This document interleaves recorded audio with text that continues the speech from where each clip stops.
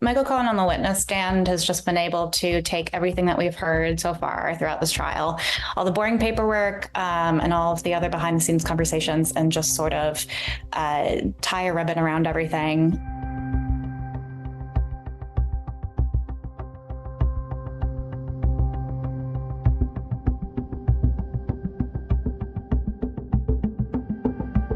The thing that stood out most to me was when Cohen recalled Trump's response to learning that Stormy Daniels was shopping around her story. He said he got mad and told Cohen, "I thought you had this under control."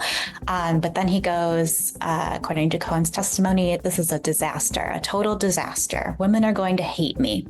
Guys may think it's cool, but this is a disaster for the campaign." And Cohen said that his takeaway was that Trump was really just focused on the impact that this could potentially have on his campaign rather than on his wife or his kids.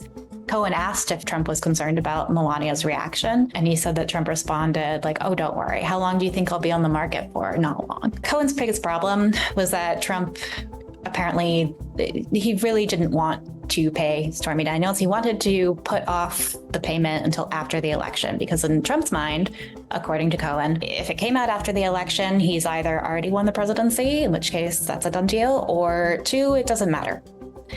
Because again, he's apparently not thinking about his wife and family. A big turning point for Michael Cohen was the FBI raid on his apartment and his offices. They were looking for evidence relating to the hush money payment to Stormy Daniels. They came in at, he recalled it at 7 a.m. He got a knock on actually the hotel door where he was staying because his apartment had apparently flooded. And there were all these FBI guys out in the hallway. They tell him what's going on. And then that's the point where he starts to change his mind. It was really his family that got through to him in the end and convinced him that he needed to cooperate with the government. And even if that meant turning on Donald Trump, this man that he admired and looked up to for so many years. He said, "My wife, my daughter, my son, all said to me, 'Why are you holding on to this loyalty? What are you doing? Like, you're supposed to be loyal to us first. We're your family.'" And he said he felt it was about time to listen to them.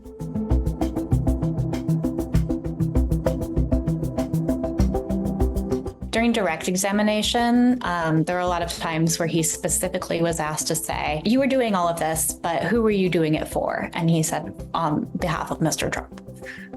Over and over and over again, just to really hammer home that the defense is going to try and argue that like Michael Cohen went rogue, essentially, and that Trump is not at fault for anything illegal that might have happened. But when he was on the stand, Cohen was very, very clear that he was working at the direction of Donald Trump.